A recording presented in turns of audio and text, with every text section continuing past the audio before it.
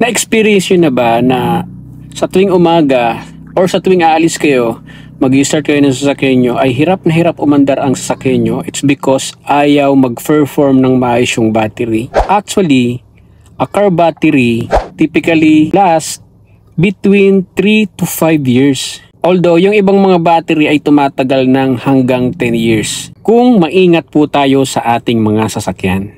At syempre, maraming mga factors yan kung bakit nasisira ka agad. So, the factors affecting the battery lifespan, unang-una dyan, driving habits.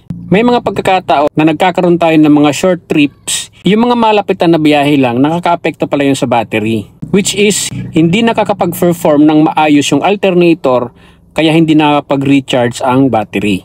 Pangalawa, climate. Extreme temperatures or sobrang init, sobrang lamig ng panahon, nakaka-apekto din po yan sa performance ng battery ng mga kotse natin. Vehicle maintenance, isa din yan sa factors kung bakit affected ang battery natin. Yung mga corrosion, yung mga dumi sa baterya, kapag hindi po natin yan nililinis, affected ang performance ng battery natin dyan.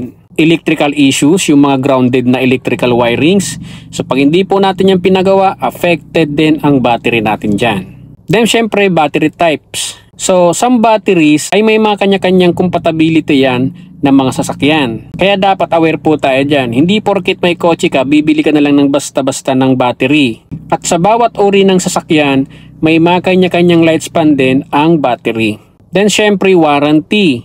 Isa yun sa factors kung bakit affected ang battery natin. So the longer the warranty, the longer the manufacturer expect it to last. So ano nga ba yung mga sign na dapat or kailangan na natin palitan ang battery ng ating kotse? So number 1 dyan is difficulty start. Hirap na hirap umandar ang makina natin. Mapapansin natin yan guys, kahit susian mo siya ng susian, ayaw umandar ng makina. So ang ibig sabihin nun, mahina na ang battery ng kotse mo. Pangalawa, slow cranking. Pag tinurn mo yung ignition, yung cranking ng engine ay parang nabubulunan. So that is the indication na weak na ang battery. Pangatlo, dimming headlights. Pansin nyo pag nagdadrive kayo sa gabi, so medyo kumukurap-kurap na yung headlights nyo. Indication yan na mahina na po ang battery nyo. Pangapat, check engine. Kapag madalas nyo nang nakikita dyan sa dashboard ng kotse nyo na lumalabas yung indicator na engine check, possible din yan na weak na rin po ang battery nyo. Hindi lang yon, may makikita rin kayong indicator dyan sa dashboard nyo na battery indicator or icon. Isa rin yon sa sign na weak po or discharge na yung battery nyo. And then syempre, the last is yung edad ng battery. Tandaan nyo, kapag 3 years above na ang battery ng kotse nyo, so it should be for checking or testing. Kung okay pa ba ang health ng battery nyo. Katulad ng kotse natin, ito ho ay 3 years, more than 3 years na ang battery nito.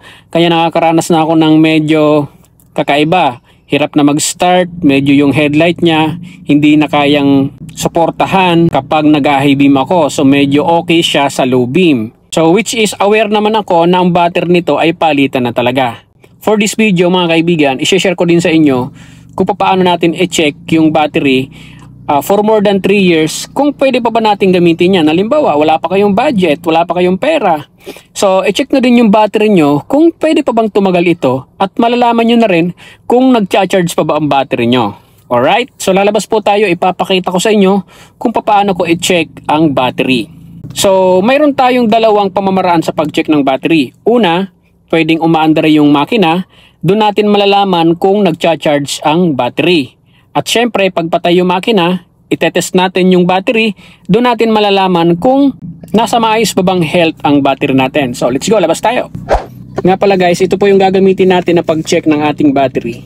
Yan. Okay, so let's go.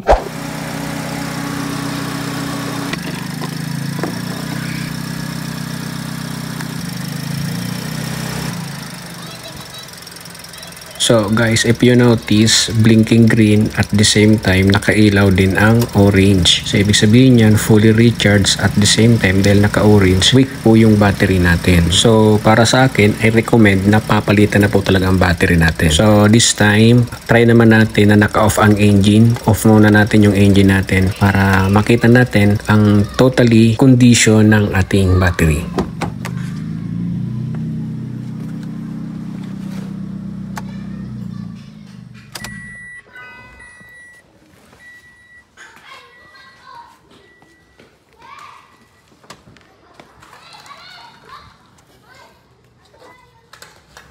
pansin nyo guys, blinking orange and totally umilaw na po yung red. So ibig sabihin, full replacement na po talaga yung battery natin. Almost 3 years na po kasi yung battery natin, kaya papalitan po natin yan para hindi po tayo matitirikan ng sasakyan kung tayo po ay may pupuntahan na malalayong lugar.